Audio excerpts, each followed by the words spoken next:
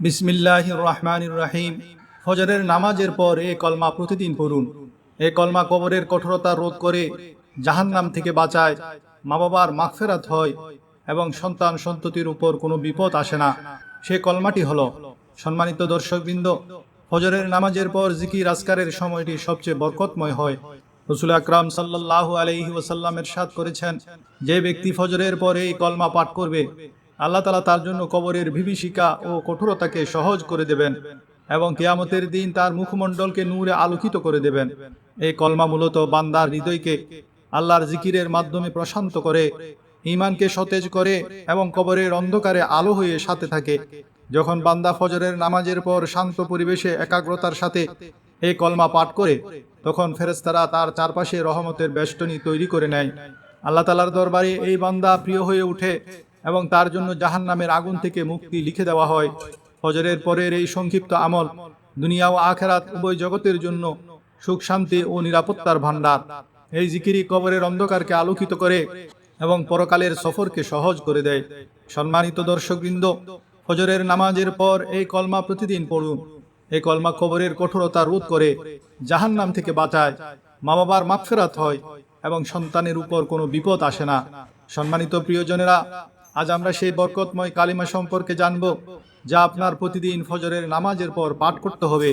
আপনাদের মনে থাকবে, আমরা শুরুতে এর 4টি ফজিলত সম্পর্কে আলোচনা করেছি। এর মাধ্যমে আপনি জাহান্নাম থেকে মুক্তি পাবেন, মা বাবার মাগফিরাত হবে, সন্তানের উপর কোনো বিপদ আসবে না এবং কবরের কঠোরতা থেকেও মুক্তি মিলবে। আজকের এই অত্যন্ত গুরুত্বপূর্ণ ভিডিওতে আমরা এই ফজিলতগুলোকে ইসলামী শিক্ষা, কোরআনের আয়াত এবং নির্ভরযোগ্য হাদিসের আলোকে একে একে বিস্তারিতভাবে বর্ণনা করব, যাতে আপনারা এই আমলের গুরুত্ব ও মর্যাদা পুরোপুরি বুঝতে পারেন এবং একে নিজের জীবনের অবিচ্ছেদ্য অংশ বানিয়ে নিতে পারেন। আমরা প্রথমে সেই সময়ের ফজিলত নিয়ে কথা বলবো, এরপর 4টি ফজিলতকে বিস্তারিত বর্ণনা করব, অর্থাৎ বাবা মায়ের মাগফিরাত ও তাদের হক, সন্তানের বিপদ কেটে যাওয়া, কবরের কঠোরতা থেকে মুক্তি এবং সবচেয়ে গুরুত্বপূর্ণ, জাহান্নাম থেকে নিষ্কৃতি, যেখানে আমরা জাহান্নামের ভয়াবহ পরিস্থিতি সম্পর্কেও নির্ভরযোগ্য তথ্য তুলে ধরব। এইসব জানার পর ইনশাআল্লাহ আপনি এই আমলের গুরুত্ব উপলব্ধি করতে পারবেন, যা আমরা এই ভিডিওর শেষ অংশে পূর্ণ বিস্তারিত পদ্ধতি সহ আপনাদের জানাবো। আসুন প্রথমে সেই সময়ের মহিমা চিনে নিই, যে সময়ে আমরা এই বরকতময় আমলটি করব। সম্মানিত দর্শকবৃন্দ, ফজরের নামাজ আদায়কারী ব্যক্তি সরাসরি আল্লাহর নিরাপত্তায় চলে যান। তার রিজিক, সুস্থতা, হায়াত, এমনকি মৃত্যু ও কবরের সমস্ত দায় দায়িত্ব আল্লাহ নিজে গ্রহণ করেন।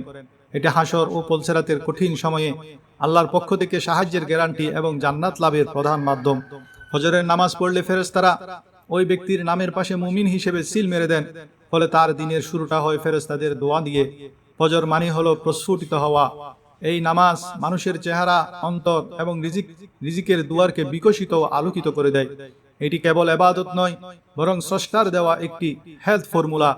নিয়মিত ফজর মানুষের কিডনি, ব্রেইন, পাকস্থলী এবং হার্টকে সুস্থ রাখতে সাহায্য করে। চিকিৎসকের দেওয়া মর্নিং ওয়াকের উপকারের চেয়েও এটি বেশি কার্যকর। যারা হজে যেতে পারেন না, তারা যদি জামাতের সাথে ফজরের নামাজ পড়েন এবং গুনাহ থেকে বেঁচে থাকার নিয়ত করেন, তবে তাদের প্রতিটি দিনই আরাফার দিনের মতো বরকতময় হয়ে উঠতে পারে। ফজরের অনুপস্থিতি মানেই জীবনে অন্ধকারের আনাগোনা। ফজর না পড়লে মানুষের দুনিয়া, কবর এবং হাসর সবে অন্ধকার হয়ে যাওয়ার ভয় থাকে। ফজর হলো একজন মুমিনের জীবনের জন্য সবচেয়ে শক্তিশালী বীমা পলিসি। এটি পড়লে দুনিয়ার শান্তি আর আখেরাতের মুক্তি দুই হাতের মুঠোয় চলে আসে। হযরত জাবির রাদিয়াল্লাহু থেকে বর্ণিত, রাসূল আকরাম সাল্লাল্লাহু আলাইহি ওয়াসাল্লাম ইরশাদ করেছেন, বান্দা এবং কুফুরের মধ্যে পার্থক্য হলো নামাজ ছেড়ে দেওয়া। রাসূল আকরাম সাল্লাল্লাহু আলাইহি ওয়াসাল্লাম আরো ইরশাদ করেছেন, সেই ব্যক্তি জাহান্নামে যাবে না যে সূর্যোদয়ের আগে অর্থাৎ ফজর এবং সূর্যাস্তের আগে অর্থাৎ আসর নামাজ পড়বে। রাসূলুল্লাহ সাল্লাল্লাহু আলাইহি ওয়াসাল্লামকে বলেছেন, সেই ব্যক্তি কখনো জাহান্নামের আগুনে প্রবেশ করবে না যে সূর্যোদয় এবং সূর্যাস্তের আগে নামাজ পড়ে, অর্থাৎ ফজর ও আসরের নামাজ। রাসূলুল্লাহ সাল্লাল্লাহু আলাইহি ওয়াসাল্লাম আরো ইরশাদ করেছেন, তোমাদের কারো পরিবার বা ধন সম্পদ কমে যাওয়াও তার জন্য ভালো, যদি তার ফজরের নামাজ কাজা হয়ে যায়। ইমাম আহমদ হযরত আবু হুরায়রা রাদিয়াল্লাহু তাআলা আনহু থেকে বর্ণনা করেন, হুজুর নবী করিম সাল্লাল্লাহু আলাইহি ওয়াসাল্লাম বলেন, রাত ও দিনের ফেরেশতারা ফজর ও আসরের নামাজের সময় একত্রিত হন। যখন তারা ফিরে যান, তখন আল্লাহ পাক তাদের জিজ্ঞেস করেন, কোথা থেকে এলে? যদিও আল্লাহ সব কিছু জানেন, তারা আরজ করেন, আপনার বান্দাদের কাছ থেকে। যখন আমরা তাদের কাছে গিয়েছিলাম, তারা নামাজ পড়ছিল, আর যখন তাদের কাছ থেকে ফিরে আসছিলাম, তখনও তারা নামাজ অবস্থায় রয়েছে। এবং সম্মানিত দর্শকবৃন্দ, যখন ফজরের সময় আমরা এমন একটি বিশেষ কলমা পড়ব যা কবরের কঠোরতা থেকে বাঁচায়, জাহান্নাম থেকে দূরে রাখে, তখন এই আমলের কবুলিয়ত ও প্রভাবের তীব্রতা আপনি নিজেই অনুভব করতে পারবেন। যে ব্যক্তি এটি নিয়মিত আদায় করবে, নবী করিম সাল্লাল্লাহু আলাইহি ওয়াসাল্লাম তাকে কিয়ামতের দিন পূর্ণ নূরের সুসংবাদ দিয়েছেন। এখন আমরা সেই আমলের একটি অত্যন্ত গুরুত্বপূর্ণ ফজিলত নিয়ে কথা বলবো, যা হলো মা বাবার মাগফিরাত। মা বাবা সেই সত্তা যাদের সাথে উত্তম ব্যবহারের তাগিদ আল্লাহ তাআলা কোরআনে নিজের ইবাদতের ঠিক পরেই দিয়েছেন। আল্লাহ তাআলা ইরশাদ করেছেন, এবং তোমার পালন করতে আদেশ দিয়েছেন যে তাকে ছাড়া আর কারো ইবাদত করো না এবং মা বাবার সাথে সদ্ব্যবহার করো। কিন্তু মা বাবার মৃত্যুর পর তাদের প্রতি ভালোবাসা ও শ্রদ্ধার ধারা শেষ হয়ে যায় না। তাদের ইন্তেকালের পর আমলনামা বন্ধ হয়ে যায়। কিন্তু নবী করিম সাল্লাল্লাহু আলাইহি ওয়াসাল্লাম বলেছেন, তিনটি জিনিস এমন যার সওয়াব মৃত্যুর পরও জারি থাকে: সদকায়ে জারিয়া, এমন জ্ঞান যা দ্বারা মানুষ উপকৃত হয়, এবং নেক সন্তান যে তার জন্য দোয়া করে। এই হাদিস থেকে এটি পরিষ্কার হয়ে যায় যে মা বাবার মাগফিরাত ও মর্যাদা বৃদ্ধির সবচেয়ে বড় মাধ্যম হলো তাদের সন্তানদের নেক আমল এবং দোয়া। আমাদের এই বরকতময় কালমা যা আমরা ফজরের পর পড়ব, এটি শুধু আমাদের নিজেদের মুক্তির কারণ হবে না, বরং এটি সদকায়ে জারিয়া হিসেবে মা বাবার আমল নামায় যুক্ত হবে। যখন একজন নেক ছেলে বা মেয়ে আল্লাহর জিকিরে মশগুল হয়, তখন তার মা বাবাও তার অংশ পান। এটি তাদেরই লালন পালন ও চেষ্টার ফল, যা আজ প্রতিদান দিচ্ছে। যখন আপনি এই কলমা পড়ে আপনার মা বাবার জন্য ক্ষমার দোয়া করবেন, তখন আল্লাহর রহমত অবশ্যই নিবদ্ধ হবে, কারণ তাদের দোয়ার সওয়াব তাদের মা বাবার কাছেও পৌঁছাবে। মনে রাখবেন, মা বাবার মাগফিরাতের জন্য দোয়া করা কেবল একটি ভালো কাজ নয়, বরং এটি তাদের সেই সব হকের অন্তর্ভুক্ত যা তাদের মৃত্যুর পরও বাকি থাকে। একবার এক সাহাবী নবী করিম সাল্লাল্লাহু আলাইহি ওয়াসাল্লামকে জিজ্ঞেস করলেন, ইয়া রাসূলুল্লাহ, মা বাবার মৃত্যুর পরও কি তাদের প্রতি আমার কোনো হক বাকি আছে? তিনি বললেন, হ্যাঁ, 4টি হক আছে। তাদের জন্য দোয়া এবং ইস্তেগফার করা, তাদের করা প্রতিশ্রুতি পূর্ণ করা, তাদের বন্ধুদের সম্মান করা, এবং সেই আত্মীয়তার সম্পর্ক বজায় রাখা যা তাদের মাধ্যমে সৃষ্টি হয়েছিল। আমাদের এই কালমা সে আমলের অংশ যা আল্লাহর কাছে মা বাবার মাগফিরাতের ফরিয়াদ করে। আপনার নিকি, আপনার জিকির, আপনার আমল তাদের কবরকে আলোয় ভরিয়ে দেবে, নূরে ভাসিয়ে দেবে, তাদের গুনাহের মাফির কারণ হবে এবং মর্যাদা উন্নত করবে। সন্তানদের উপর থেকে বিপদ কেটে যাওয়া এবং খোদাই নিরাপত্তার বেষ্টনী লাভের ফজিলত হলো এই যে এই কলমা পাঠ করলে সন্তানের উপর কোনো বিপদ আসে না। এটি এমন এক পুরস্কার যা প্রতিটি মা বাবা আকাঙ্ক্ষা করেন। জীবন দুর্ঘটনা, দুশ্চিন্তা ও অসুস্থতায় ভরা। কেউ চায় না তার কলিজার টুকরোরা কোনো সমস্যার সম্মুখীন হোক। একজন মুসলমানের ঈমান হলো সমস্ত বিষয় আল্লাহর হাতে, এবং তিনি কল্যাণ ও কল্যাণের স্রষ্টা। হেফাজতের সবচেয়ে বড় মাধ্যম হলো মানুষের নিজের রবের সাথে মজবুত সম্পর্ক এবং তার জিকির। যখন একজন বাবা বা মা নিজেকে আল্লাহর জিকিরে মশগুল রাখেন, তখন আল্লাহ তাকে, তার পরিবারকে এবং তার বংশধরকে নিজের আশ্রয়ে নিয়ে নেন। আপনার এই আমল অর্থাৎ ফজরের পর এই কলমা পড়া শুধু আপনাকে আল্লাহর কাছেই নেয় না, বরং এটি আপনার সন্তানদের চারপাশে খোদাই হেফাজতের এক মজবুত বেষ্টনী টেনে দেয়। নবী আকরাম সাল্লাল্লাহু আলাইহি ওয়াসাল্লাম বলেছেন, যে ব্যক্তি সকাল এবং সন্ধ্যায় আল্লাহর জিকির করে, আল্লাহ তার সমস্ত প্রয়োজন পূর্ণ করে দেন এবং সে সব ধরনের দুশ্চিন্তা ও বিপদ আপদ থেকে নিরাপদ থাকে। এই জিকির এবং এই কলমা আপনার ঘরে বরকত আনে। যে ঘরে আল্লাহর জিকির হয় সেই ঘরটি জীবন্ত, আর যে ঘরে জিকির হয় না তা কবরস্থানের মতো। যখন কোনো ব্যক্তি আল্লাহর আনুগত্যে তৎপর থাকে, তখন আল্লাহ তার ফেরেশতাদের নিযুক্ত করে দেন যারা তাকে এবং তার সন্তানদের হেফাজত করে। কোরআনের মধ্যে আছে, মানুষের সামনে এবং পেছনে আল্লাহর নিযুক্ত প্রহরী ফেরেশতা রয়েছে যারা আল্লাহর নির্দেশে তাদের হেফাজত করে। এই হেফাজতি দল তখন আরো শক্তিশালী হয়ে যায় যখন বান্দা নিজে আল্লাহর সামনে নিজের আজিজি ইনকিসারি বা নিচতা প্রকাশ করে এবং তার বিশেষ জিকিরে মশগুল থাকে। এই কালমা আপনার সন্তানদের দীর্ঘ হায়াত, তাদের সুস্থতা এবং তাদের নেক চরিত্রের জামিন হতে পারে। এই আমল তাদের দুর্ঘটনা, অসুস্থতা এবং চারিত্রিক অধপতন থেকে নিরাপদ রাখবে। রবের সাথে আপনার এই সম্পর্ক আপনার সন্তানদের জন্য দুনিয়ার সবচেয়ে বড় বীমা পলিসির চেয়েও বেশি। আপনার আমল আপনার সন্তানদের জন্য নূর, বরকত ও সুরক্ষা হয়ে কাজ করবে, যার জন্য তারা কিয়ামত পর্যন্ত আপনার কাছে কৃতজ্ঞ থাকবে। সম্মানিত দর্শকবৃন্দ, কবরের কঠোরতা থেকে মুক্তি এবং প্রথম মঞ্জিলের সহজতা হলো এই বরকতময় কালমার চতুর্থ এবং গুরুত্বপূর্ণ ফজিলত। নবী আকরাম সাল্লাল্লাহু আলাইহি ওয়াসাল্লাম বলেছেন, আমি কবরের চেয়ে বেশি ভয়াবহ কোনো জায়গা দেখিনি। তিনি আরো বলেছেন, কবর হয় জান্নাতের বাগানগুলোর মধ্যে একটি বাগান হবে, অথবা জাহান্নামের গর্তগুলোর মধ্যে একটি গর্ত। কবরের প্রথম ধাপ, যেখানে মৃত ব্যক্তিকে সওয়ালের সম্মুখীন হতে হয় এবং গুনাহের কারণে আযাব কিংবা নেক আমলের কারণে আরাম দেওয়া হয়, তা অত্যন্ত কঠিন। মুমিনের কবরে সহজতা হয় আর নেক আমলের কারণে। মুমিনের কবরে সহজতা হয় তার নেক আমলের কারণে, আমাদের এই নির্দিষ্ট কালিমা যা আমরা ফজরের পর পড়ব তা নেক আমলের মধ্যে গণ্য হবে। হাদিসে মোবারকায় এমন জিকিরের অনেক ফজিলত বর্ণিত হয়েছে যা কবরকে আলোকিত করে এবং কবরের আযাব থেকে বাঁচায়। এই কালিমা ইনশাআল্লাহ তাআলা আপনার জন্য কবরে প্রশান্তি এবং আলোর সরঞ্জাম হবে।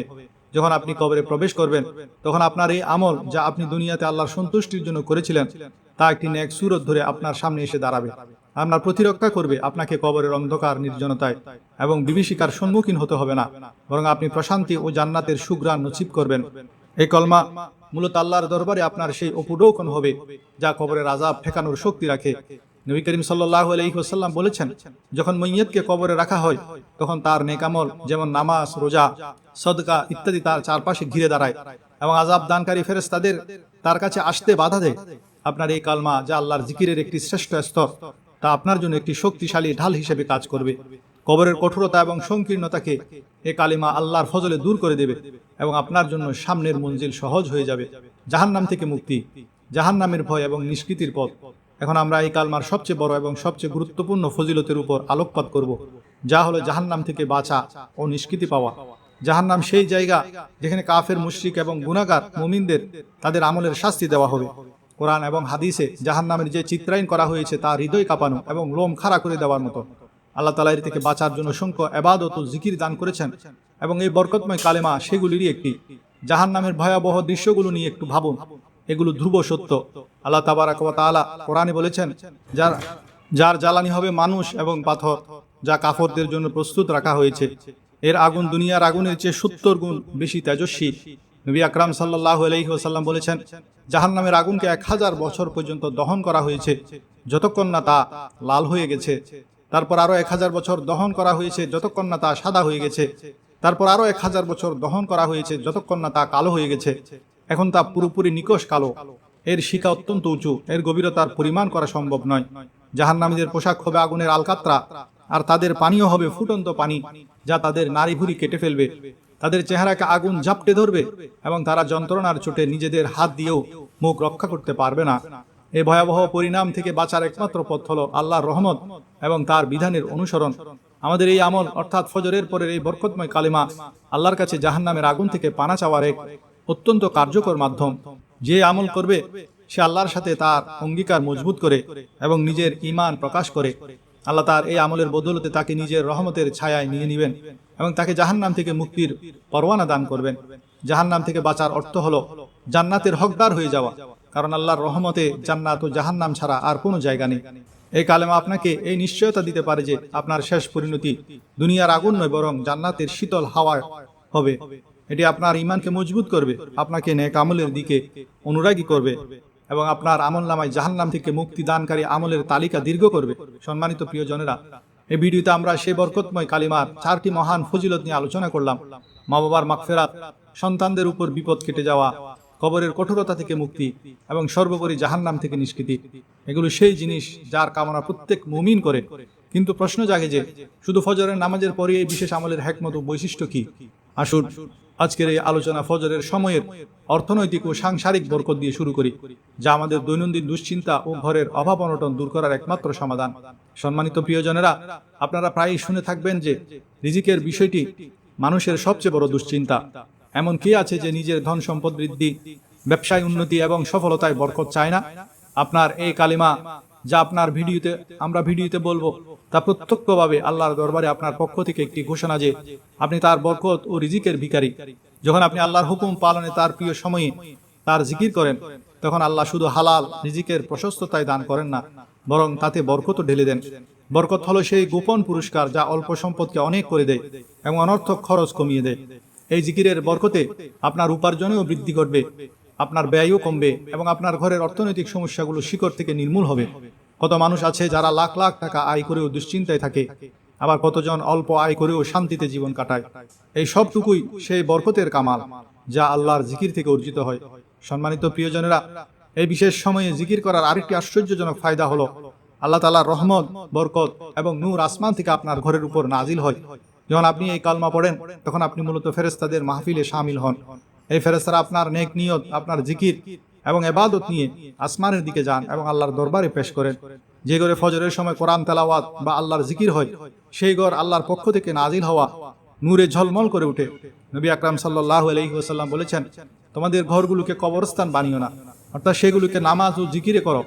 যে ঘরে আল্লাহর জিকির হয় সেই ঘর বরকতের কেন্দ্রে পরিণত হয়। শয়তান সেই ঘর থেকে দূরে পালায় এবং সেখানে রোগব্যাধি, ঝগড়া ও অশান্তি বাসা বাঁধতে পারে না। এই জিকিরের শক্তিতে ঘরে বসবাসকারী সমস্ত ব্যক্তির হৃদয়ে প্রশান্তি সৃষ্টি হয়। স্বামী স্ত্রীর সম্পর্কে ভালোবাসা ও হৃদ্যতা বাড়ে এবং ছোট বড় সবাই একে অপরের হকের খেয়াল রাখতে শুরু করে। এটি একটি আধ্যাত্মিক শক্তি যা আপনার ঘরকে হিংসুকদের নজর, জাদুর প্রভাব এবং সব ধরনের অনিষ্ট থেকে নিরাপদ রাখে। তো সম্মানিত প্রিয়জনেরা, ফজরের পরের এই আমলটি শুধু একটি ওজিফা নয়, বরং এটি আপনার পুরো পরিবারের জন্য একটি সুরক্ষামূলক ও বরকতময় ব্যবস্থা, যা আপনার ঘরকে দুনিয়ার সমস্ত ঝামেলা থেকে বাঁচায়, দুশ্চিন্তা ও ঋণ থেকে মুক্তি দেয়। প্রত্যেক মানুষ কোনো না কোনো সমস্যায় জর্জরিত। কারো সন্তানের চিন্তা, কারো স্বাস্থ্যের চিন্তা, কারো ঋণের চিন্তা, আবার কেউ ভবিষ্যতের অজানা ভয়ে ভীত। সম্মানিত প্রিয়জনেরা, এই কথা সবসময় মনে রাখুন যে মানুষের উপর যে বিপদই আসে তা আল্লাহর পক্ষ থেকে পরীক্ষা অথবা আমাদের নিজেদের গুনাহের ফল। এই বরকতময় কালিমার একটি বড় ফায়দা হলো এটি আপনার গুনাহ মাফ করার মাধ্যম হয়। আর যখন গুনাহ মাফ হয়ে যায় তখন দুশ্চিন্তা নিজে থেকেই দূর হতে থাকে, কারণ গুনাহ হয় প্রায়শই সব সমস্যার মূল কারণ। হযরত উসমান বিন আফফান রাদিয়াল্লাহু তাআলা আনহু থেকে বর্ণিত যে রাসূলুল্লাহ সাল্লাল্লাহু আলাইহি ওয়াসাল্লাম বলেছেন, যে ব্যক্তি সকালে একটি দোয়া পড়ে নেয় তাকে সন্ধ্যা পর্যন্ত কোনো জিনিস ক্ষতি করতে পারবে না, এবং যে সন্ধ্যায় তা পড়ে নেয় তাকে সকাল পর্যন্ত কোনো কিছু ক্ষতি করতে পারবে না। এই হাদিসটি পরিষ্কার করে যে এই আমল আপনাকে পুরো একদিনের জন্য আল্লাহর জিম্মায় নিয়ে নেয়। আপনার এই কালিমা যেন আপনাকে ওই সমস্ত দুশ্চিন্তা, আর্থিক টানাপোড়েন, দুর্ভাগ্য এবং আকস্মিক বিপদ থেকে বাঁচানোর একটি আসমানি হাতিয়ার। ঋণের চিন্তা ও অভাব আজকের যুগের সবচেয়ে বড় সমস্যা। নবী আকরাম সাল্লাল্লাহু আলাইহি ওয়াসাল্লাম আমাদের সব ধরনের দুঃখ ও ঋণ থেকে মুক্তির জন্য সকাল সন্ধ্যা আল্লাহর আশ্রয় চাওয়ার শিক্ষা দিয়েছেন। আপনি যখন এই বিশেষ কালিমার জিকির করবেন তখন নিজেকে আল্লাহর কাছে সঁপে দেবেন। আল্লাহ তখন আপনার জন্য এমন সব জায়গা থেকে রিজিক ও সাহায্যের দরজা খুলে দেবেন যা আপনি কল্পনাও করতে পারবেন না। যারা আল্লাহর উপর ভরসা করে, আল্লাহ তাদের জন্য যথেষ্ট হয়ে যান এবং তাদের সমস্ত দুনিয়াবি ও দ্বীনি সমস্যার সমাধান করে দেন। এই কালিমার আমল আপনার সমস্ত চিন্তা, দুঃখ ও ঋণের বোঝাকে হালকা করে দেবে এবং আপনাকে মানসিক ও আত্মিক প্রশান্তি দান করবে। সাহাবায়ে কিরাম এবং ফজরের মহিমা। সম্মানিত প্রিয়জনেরা, যদি আমরা সিরাতে মোবারকা এবং সাহাবায়ে কিরামের জীবনের দিকে তাকাই তবে দেখব যে তারা ফজরের সময়কে কতটা গুরুত্ব দিতেন। সন্তান অবাধ্য হওয়া এবং মা বাবার সম্মান না করা আজকের একটি বড় সমস্যা। এটি বাস্তবতা যে সন্তানের নেকি এবং আনুগত্যের সম্পর্ক অনেকটা মা বাবার নিজেদের আমলের উপরও নির্ভর করে। যখন মা বাবা নিজেরা ভোরে জাগ্রত হন, ফজরের নামাজ পড়েন, আল্লাহর জিকির করেন, তখন তারা ঘরে এমন একটি আধ্যাত্মিক পরিবেশ তৈরি করেন যার প্রভাব অবশ্যই সন্তানদের উপর পড়ে। আপনার এই আমল আপনার সন্তানদের জন্য একটি ব্যবহারিক শিক্ষার কাজ করে। তারা দেখে যে তাদের মা বাবার আল্লাহর সাথে কত মজবুত সম্পর্ক। এছাড়া আপনি যখন নিজে জিকিরে মশগুল থাকেন, আপনার জিহ্বা ও অন্তর থেকে যে দোয়া বের হয় তা আল্লাহর আরশ পর্যন্ত পৌঁছে। আপনার এই দোয়া যে, হে আল্লাহ, আমার সন্তানদের বাধ্য বানিয়ে দাও, আল্লাহর কাছে কবুল হওয়ার মর্যাদা পায়। এই কালিমার বরকতে আল্লাহ তাআলা আপনার সন্তানদের অন্তরকে নরম করে দেন, তাদের শরীয়তের দিকে আগ্রহী করেন এবং তাদেরকে আপনার অনুগত বানান। এটি আপনার সন্তানদের গুনাহের প্রতি আকৃষ্ট হওয়া থেকে, খারাপ সঙ্গ থেকে এবং অশ্লীলতা থেকে নিরাপদে রাখে। একজন বাবা বা মায়ের আল্লাহর দরবারে দাঁড়িয়ে সন্তানদের জন্য দোয়া করা তাদের ভবিষ্যতের সবচেয়ে বড় জামিন। আপনার এই আমল আপনার সন্তানদের জীবনে নেক তৌফিকের দরজা খুলে দেয়। শেষে সম্মানিত প্রিয়জনেরা, এই সময়ে জিকির করার মানে হলো আপনি গাফিলতি ও অলসতার জীবন থেকে বের হয়ে সচেতন ও উদ্দেশ্যময় জীবনের দিকে পা বাড়াচ্ছেন। এই আমল আপনাকে গাফেল জীবন থেকে বের করে আল্লাহর স্মরণে মজবুত করে দেয় এবং এটি এমন এক বিনিয়োগ যার মুনাফা দুনিয়া এবং আখেরাত উভয় জায়গায় পাওয়া যায়। এখন যেহেতু আপনি এই সমস্ত ফজিলত, বরকত ও মুক্তির পথগুলো জেনে গেছেন, তখন নিশ্চিতভাবে আপনি বেকুল হয়ে আছেন যে সে কলমাটি কোনটি যা এত শক্তি রাখে। সম্মানিত দর্শকবৃন্দ, সময়ের গুরুত্ব বিবেচনায় এখন আমরা জানবো সেই বরকতময় আমলটি সম্পর্কে যা আপনি ফজরের নামাজের পর করবেন। এই কলমাটি হলো সুবহানাল্লাহি ওয়ালহামদুলিল্লাহি ওয়ালা ইলাহা ইল্লাল্লাহু আল্লাহু আকবার ওয়ালা হাওলা ওয়ালা কুওয়াতা ইল্লা বিল্লাহিল আলিয়্যিল আযীম। এই কলমাটির ফজিলত সম্পর্কে হাদিসসমূহ হলো সহিহ মুসলিমের হাদিস নম্বর 2137, 2695, সুনানে তিরমিজির হাদিস নম্বর 3462, 3533, সহিহ বুখারীর হাদিস নম্বর 4205, সুনানে আবু দাউদের হাদিস নম্বর 832, নাসাই শরীফের হাদিস নম্বর 924। আপনি যেভাবে এটি পড়বেন, ফজরের নামাজ আদায় করে নিজের জায়গাতেই বসুন এবং পূর্ণ একাগ্রতা ও মনোযোগের সাথে এই ধারাবাহিকতায় আমলটি শুরু করুন। প্রথমে রাসূল সাল্লাল্লাহু আলাইহি ওয়াসাল্লামের উপর দরুদ পাঠ 7 বার। আপনি প্রথমে আমাদের নবী হযরত মুহাম্মদ সাল্লাল্লাহু আলাইহি ওয়াসাল্লামের উপর দরুদ ইব্রাহিমী, যা আমরা নামাজে পড়ি, 7 বার পড়বেন। দরুদ ইব্রাহিম হলো আল্লাহুম্মা সাল্লি আলা সাইয়্যিদিনা মুহাম্মাদ ওয়া আলা আলি সাইয়্যিদিনা মুহাম্মাদ কামা সাল্লাইতা আলা ইব্রাহিম ওয়া আলা আলি ইব্রাহিম ইন্নাকা হামিদুম মাজিদ। আল্লাহুম্মা বারিক আলা মুহাম্মাদ ওয়া আলা আলি মুহাম্মাদ কামা বারাকতা আলা ইব্রাহিম ওয়া আলা আলি ইব্রাহিম ইন্নাকা হামিদুম মাজিদ। দরুদ পাঠ যে কোনো আমল কবুল হওয়ার মাধ্যম। আপনি সাল্লাল্লাহু আলাইহি ওয়া আলিহি ওয়াসাল্লাম বলেছেন, যে ব্যক্তি আমার উপর একবার দরুদ পাঠ করে আল্লাহ তার উপর 10টি রহমত নাজিল করেন, 10টি গুনাহ মাফ করেন এবং 10টি মর্যাদা উন্নত করেন। এটি আপনার আমলকে আল্লাহর দরবারে পৌঁছে দেওয়ার প্রথম ধাপ। আল্লাহ রাব্বুল ইজ্জতের 2টি গুণবাচক নাম 7 বার করবেন। দরুদ পাঠের ঠিক পরেই আপনি আল্লাহর এই 2টি নাম মিলিয়ে পড়বেন, ইয়া গফফারু ইয়া সত্তারু, ইয়া গফফারু ইয়া সত্তারু 7 বার। আল্লাহর নাম ইয়া গফফারু মানে হলো অতি ক্ষমাশীল, যিনি বান্দার সব গুনাহ মাফ করেন, আর ইয়া সত্তারু মানে হলো দোষ গোপনকারী। এই নামগুলো 7 বার পাঠ করলে আল্লাহ দুনিয়াতে বান্দার দোষ ত্রুটি গোপন রাখেন, তাকে অপমান থেকে বাঁচান এবং রিজিক ও বরকতের দরজা খুলে দেন। এরপর 3 বার ইসমে আজম পড়বেন, ইয়া হাইয়্যু ইয়া কাইয়্যুম বিরহমাতিকা আস্তাগীসু ইয়া যাল জালালি ওয়াল ইকরাম। এটা হলো ইসমে আজম।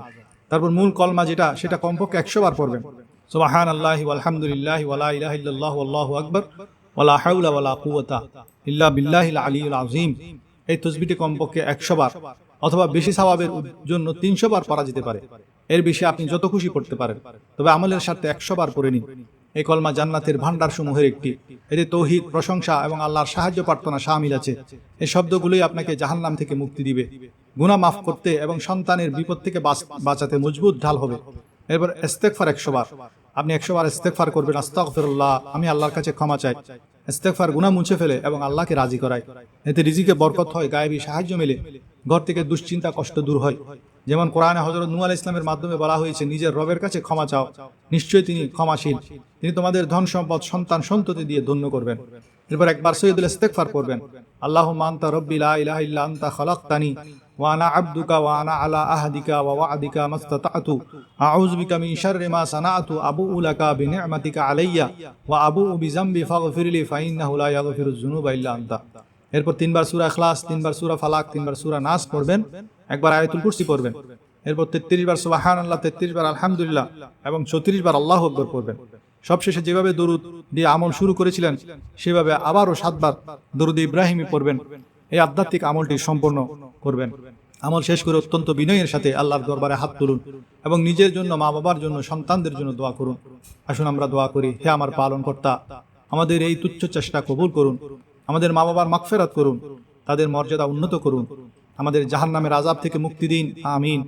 আমাদের সন্তানদের সব ধরনের বিপদ ও অনিষ্ট থেকে নিরাপদ রাখুন। ইয়া আল্লাহ, আমাদের রিজিকে বরকত, ঘরে শান্তি এবং দুনিয়া আখিরাতে কল্যাণ দান করুন, আমিন। প্রিয় সাথীরা, এই নিয়মটি আল্লাহর রহমত পাওয়ার এবং আপনার আগামী প্রজন্মকে সুরক্ষিত রাখার একটি মাধ্যম। এই আমলকে আপনার দৈনন্দিন জীবনের অংশ বানিয়ে নিন এবং অন্যদেরও এটি করার পরামর্শ দিন। আল্লাহর কাছে দোয়া করি, আল্লাহ আমার বলা এবং আপনাদের শোনাকে তার পাক দরবারে কবুল ও মঞ্জুর করুন। যা চেয়েছি তা নসিব করুন, আর যা চাইতে পারিনি তা না চাইতে দান করুন, আমিন। আশা করি আজকের ভিডিওটি আপনাদের ভালো লেগেছে।